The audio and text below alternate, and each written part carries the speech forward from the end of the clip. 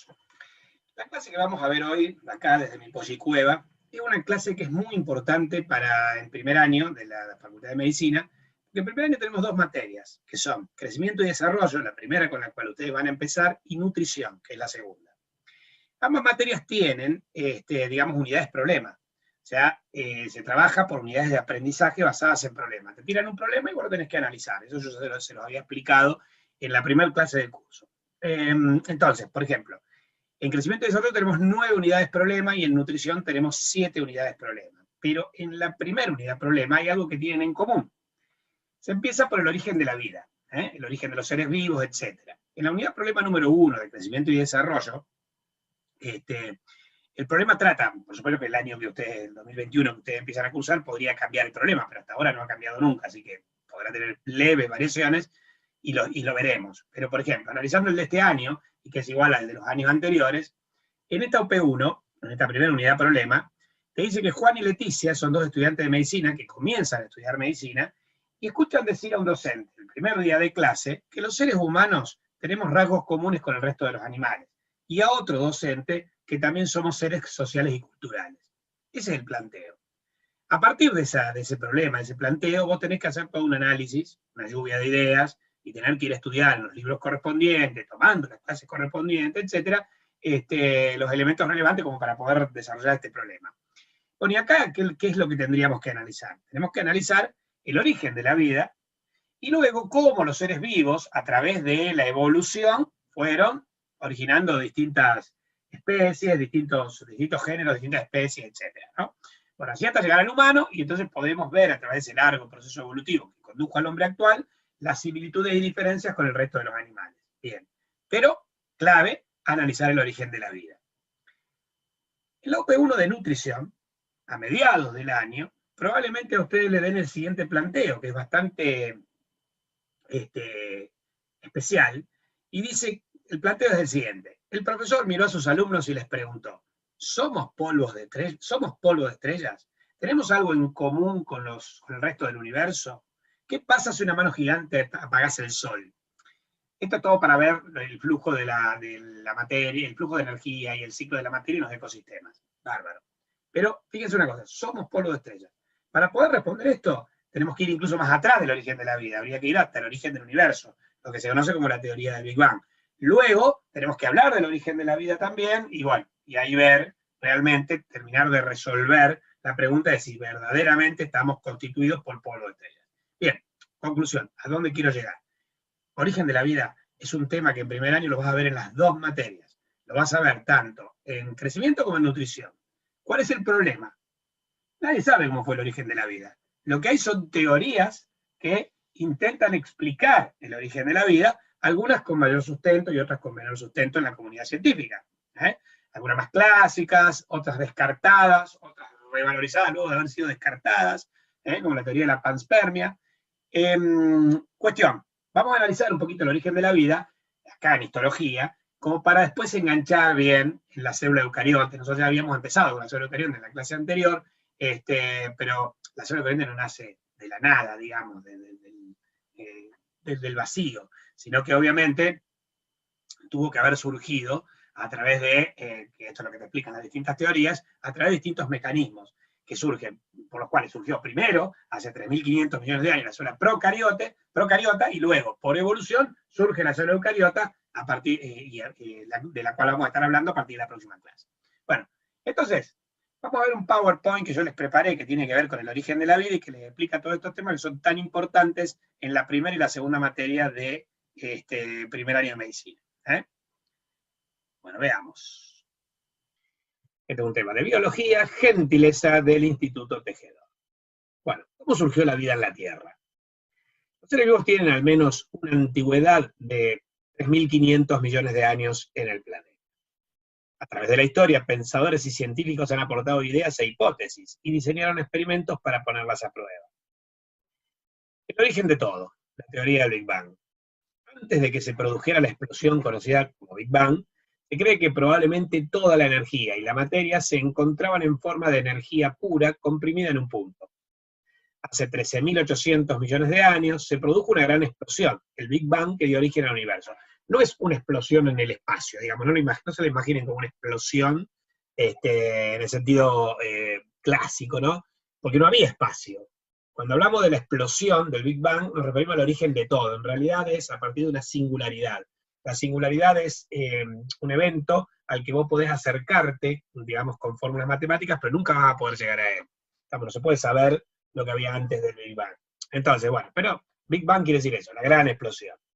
Entonces, según esta teoría, a medida que el universo se expandió, su temperatura descendió y la energía se fue convirtiendo en materia.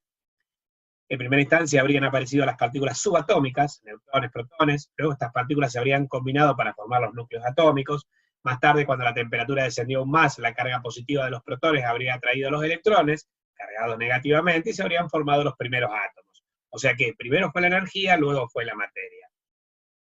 El origen del sistema solar. Hace aproximadamente unos 4.600 millones de años, una condensación de gas y polvo dio inicio a la formación del sistema solar. Se postula que la atmósfera estaba formada principalmente por hidrógeno y helio. Son los dos átomos predominantes del universo que predominan en el núcleo de las estrellas, que pronto escaparon al espacio y fueron reemplazados por los gases presentes en las emanaciones volcánicas y el agua en estado de vapor procedente o proveniente del interior del planeta. Al bajar aún más la temperatura, el agua se condensó y formó los océanos. El origen de la vida. Existen varias teorías sobre el origen de la vida. La creacionista o teológica, la de la generación espontánea, la teoría de la panspermia, la biogénesis o teoría quimiosintética. Respecto a la creacionista o teológica, mucho no vamos a decir sobre esto, pero indica que un ser supremo todopoderoso creó a todos los seres vivos existentes en el planeta Tierra, además de todos los componentes del universo, el Sol, la Luna, la estrella, entre otros. Para el terreno de la religión, no para el terreno de la ciencia. En la ciencia se fueron probando, se fueron planteando distintas teorías, algunas bastante alocadas, que se fueron, como en ciencia suele pasar eso, se puede postular una teoría, una hipótesis. Formulás una teoría, se somete a análisis y después es descartada a la luz de experimentos o observaciones posteriores, se genera una nueva teoría, la ciencia va avanzando así. Entonces la primera fue la teoría de la generación espontánea. Fue planteada inicialmente por Aristóteles. Esta teoría dice que todos los seres vivos se originaron en forma espontánea a partir del lodo, la basura, la ropa vieja, es decir, la vida aparece por sí sola en cualquier lugar. Es una teoría que carece de experimentación, solo se basó en observaciones erróneas, o observaciones que, dado el conocimiento de la época, dieron lugar a conclusiones erróneas. En la antigüedad hasta el siglo XVII se creyó que los seres vivos no solo podían ser engendrados por seres semejantes, sino que podían surgir de la nada, de la materia en descomposición, podían surgir de la materia en descomposición activada por el calor del sol.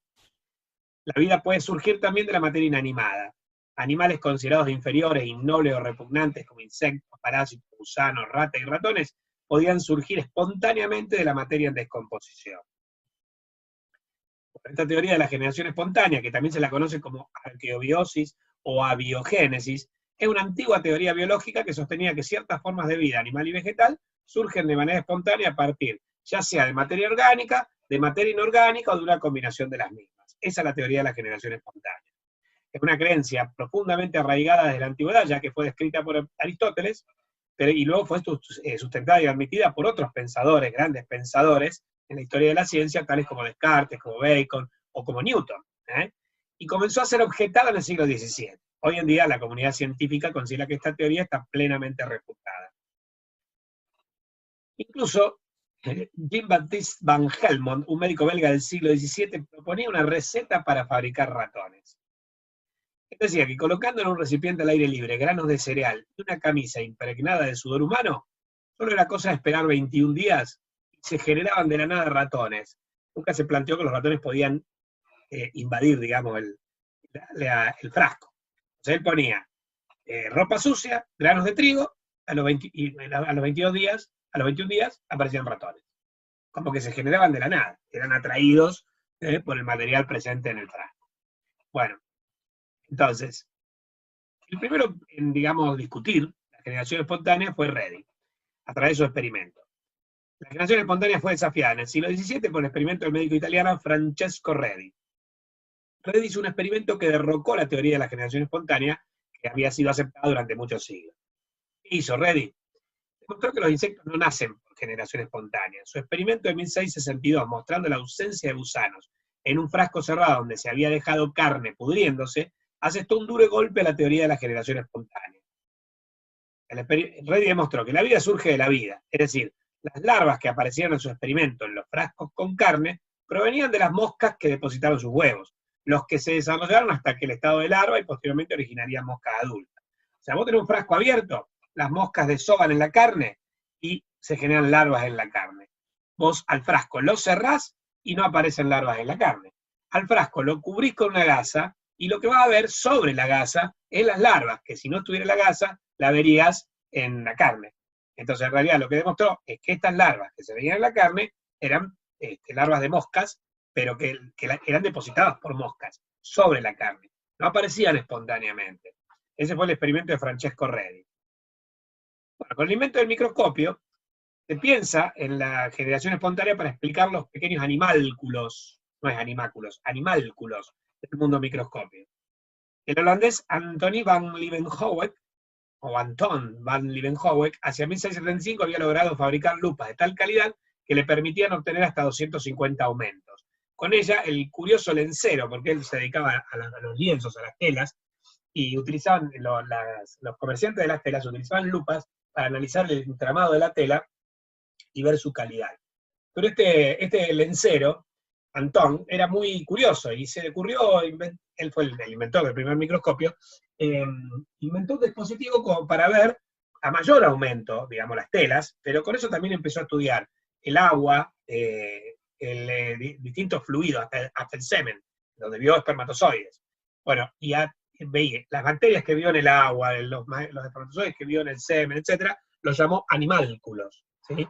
Y bueno, y los promotores de la generación espontánea decían que, bueno, esos animálculos que Van Leeuwenhoek veían con sus microscopios eran en realidad, o se generaban en realidad, por generación espontánea. Bueno, entonces con ella, el curioso lencero, pudo observar un universo microscópico hasta entonces desconocido. Al dirigir su insaciable curiosidad hacia muestras de aguas provenientes de estanques, Leeuwenhoek pudo observar el increíble mundo de los protozoarios de vida libre, que son pequeños organismos unicelulares que realizan todas las funciones de los seres vivos en el pequeño espacio de una gota de agua. Leeuwenhoek lo llamó animálculos, pero también, bueno, como le dije, investigaba otros fluidos como el semen, y encontró que los animálculos estaban presentes prácticamente en todos los líquidos. Bueno, una división, digamos, de los que postularon la teoría de la generación espontánea fueron los vitalistas. Eran muchos naturalistas del siglo XVIII que sostenían que en la naturaleza existía una misteriosa fuerza vital que engendraba los gérmenes. El vitalismo es una teoría según la cual los organismos vivos se caracterizan por poseer una fuerza o impulso vital que los diferencia de forma fundamental de las cosas inanimadas, y no está sujeta a las leyes fisicoquímicas generales. Uno de los promotores fue el químico sueco John Jacob Berzelius. El antivitalismo, los que opinaban lo contrario. El investigador Lázaro Spallanzani sostenía que calentando hasta la ebullición un caldo orgánico en un recipiente sellado nunca se producía la generación espontánea de gérmenes. Los oponentes la retrucaban diciendo que la ebullición lo que hacía era destruir la fuerza vital de la materia. En el experimento de Spallanzani, él lo que hacía era calentar un frasco. ¿Y entonces qué hacía? Lo esterilizaba por calor. Ahora, si el frasco quedaba abierto, con el tiempo era colonizado por bacterias. Pero si él lo que hacía era esterilizar un frasco cerrado, permanecía estéril. Quiere decir que con esto demostró que las bacterias no crecían en el frasco, provenían del exterior, provenían del aire que contaminaba el frasco. Por eso en el frasco cerrado no aparecían bacterias y en el frasco abierto sí. Este fue el primer experimento que dio por tierra la teoría de la generación espontánea. Y el mazazo final se lo dio Louis Pasteur. Con su experimento famoso, el experimento de Pasteur, en la segunda mitad del siglo XIX, ya Louis Pasteur realizó una serie de experimentos que probaron definitivamente que los microbios se originaban a partir de otros microorganismos. Demostró que todo proceso de fermentación y descomposición orgánica se debe a la acción de organismos vivos y que el crecimiento de los microorganismos en caldos nutritivos no era debido a la generación espontánea. Pasteur expuso caldos hervidos, como hizo Spallanzani, pero en matraces provistos de un filtro que evitaban el pasaje del paso de partículas de polvo hacia el caldo del cultivo. Simultáneamente también expuso otros matraces que carecían de ese filtro, pero poseían un cuello muy alargado, un cuello que se llama cuello de cisne o cuello en S. Esto estaba curvado y dificultaba el paso del aire, y por ello de las partículas de polvo hacia el caldo de cultivo. Se utilizó 2 frascos de cuello de cisne, similares a un balón de destilación con boca larga y encorvada. En cada uno de ellos metió cantidades iguales de caldo de carne, o caldo nutritivo, y los hizo hervir para poder eliminar los posibles microorganismos que ya estuviesen en el caldo, los esterilizó, como hizo Spallanzani. ¿Qué pasó? La forma de ese era para que el aire pudiera entrar y los microorganismos se quedaran en la parte más baja del tubo. Ahora lo van a ver. Al cabo de un tiempo observó que nada crecía en los caldos, demostrando así que los organismos vivos que aparecían en los matraces sin filtro o sin cuellos largos provenían del exterior, probablemente del polvo o en forma de esporas. Finalmente cortó el tubo en forma de S de uno de los matraces. El matraz abierto tardó poco tiempo en descomponerse, mientras que el cerrado permaneció en su estado inicial. De esta manera, Louis Pasteur mostró que los microorganismos no se formaban espontáneamente en el interior del caldo, refutando así la teoría de la generación espontánea, y demostrando, esta es la frase que formuló, que todo ser vivo precede de otro ser vivo anterior. Omne vivum ex vivo. Este principio científico fue la base de la teoría germinal de las enfermedades, de la teoría celular, y significó un cambio conceptual sobre los seres vivos y el inicio de la microbiología moderna. Bueno, ¿cómo fue el experimento de Pasteur? Estos son los matraces en cuello de cisne, o en S. No estaban cerrados para que cuando vos hagas la ebullición, el aire pueda salir. El vapor de agua, producto de la ebullición, salga. Con la ebullición, el material se esteriliza. Y si vos lo mantenés así, con este caldo, con este frasco en cuello de cisne intacto, no hay forma de que se contamine. Ahora, si vos le rompés el cuello de cisne, permitiendo que el aire entre, se contamina. Entonces, ¿qué demostró Pasteur? Que los gérmenes provienen del aire. La vida proviene de la vida. Las larvas que pueden aparecer en este caldo provienen de otros seres que depositaron sus larvas. Es una variación del experimento de Spallanzani. Bueno, entonces, el caldo no, resumen de lo que Louis Pasteur formuló con su experimento. El caldo en los matraces de cuello intacto seguía estéril, mientras que los de cuello roto aparecían gérmenes. Fue el fin de la generación espontánea. Según Pasteur, la vida es un germen y un germen es vida. Las células provienen de las células. Esos son los postulados. Bueno, posteriormente surge la teoría de la panspermia. El premio Nobel de Física Svante Arrhenius sostuvo en 1906 que la vida podría haber llegado del espacio exterior.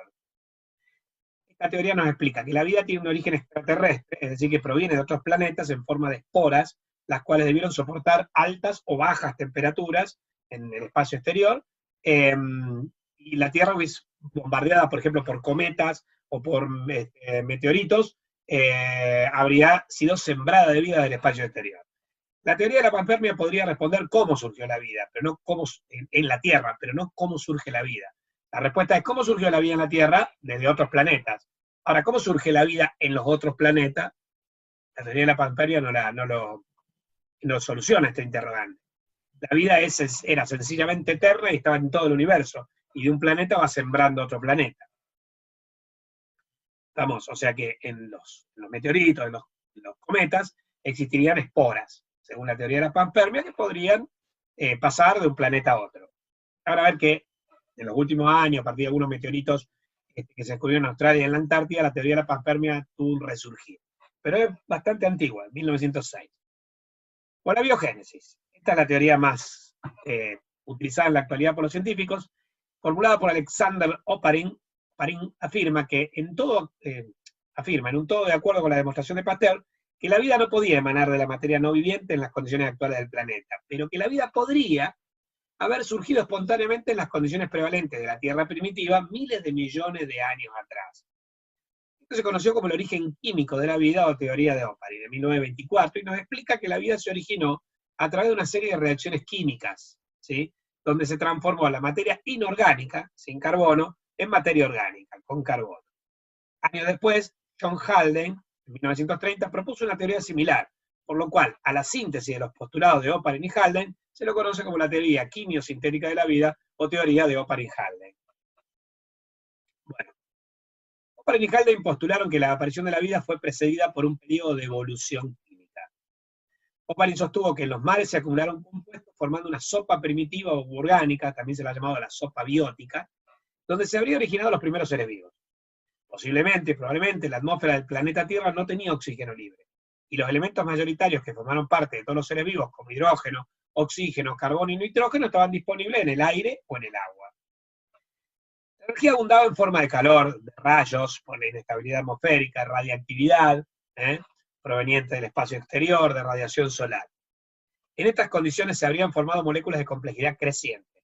La evolución química habría sido seguida de una evolución prebiológica, y la complejidad siguió aumentando y condujo a la aparición de un metabolismo sencillo. Entonces, vos en la atmósfera primitiva lo que tenías eran moléculas sencillas, inorgánicas, y una orgánica como el metano. Metano, amoníaco, hidrógeno libre, agua. La radiación ultravioleta del Sol produjo la combinación, como si la Tierra hubiese sido una especie de laboratorio, un gran laboratorio, sometido a condiciones extremas, y esto habría provocado la recombinación de estas moléculas para formar sustancias orgánicas.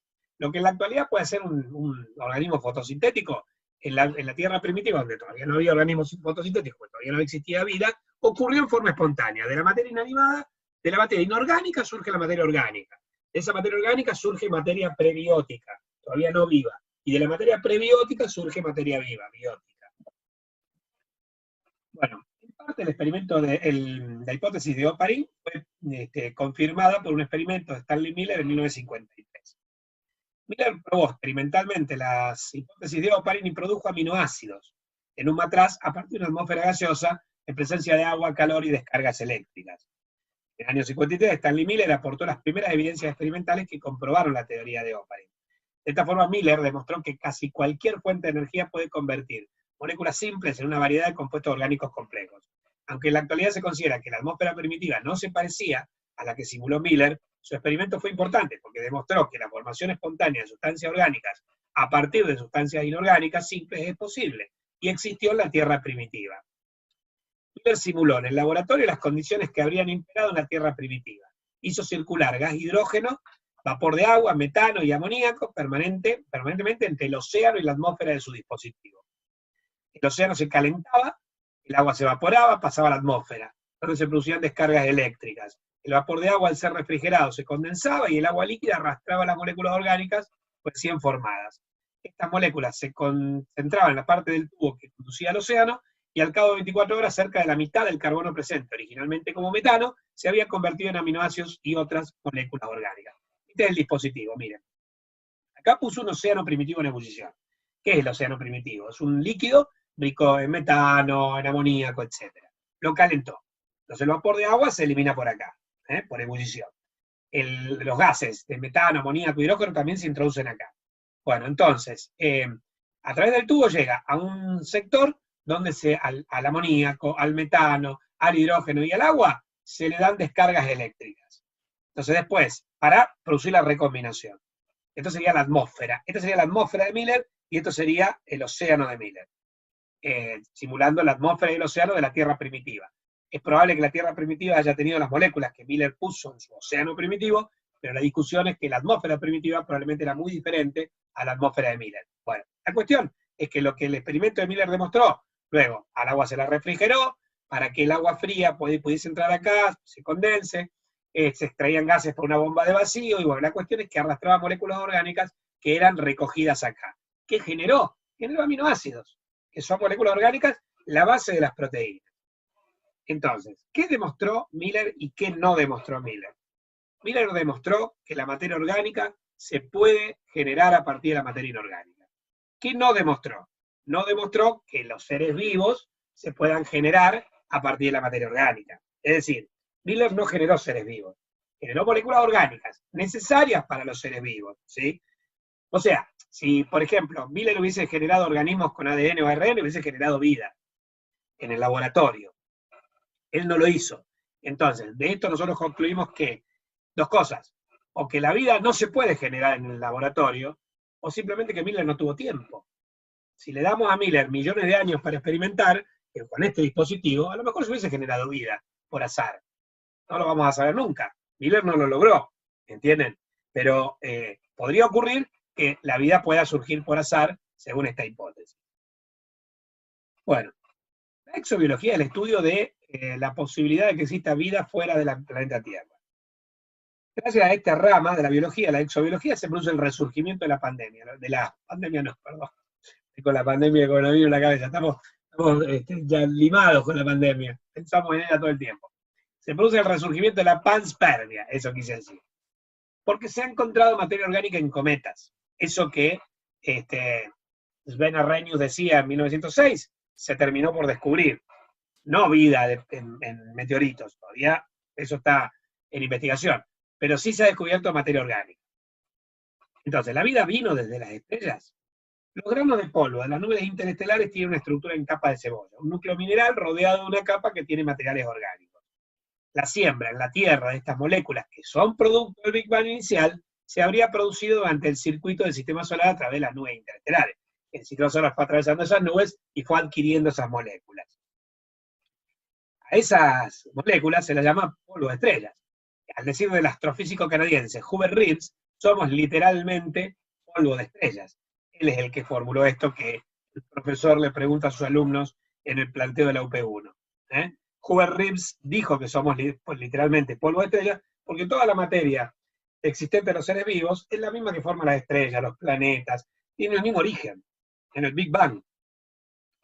Bueno, las evidencias en los meteoritos, a veces se hallan restos orgánicos.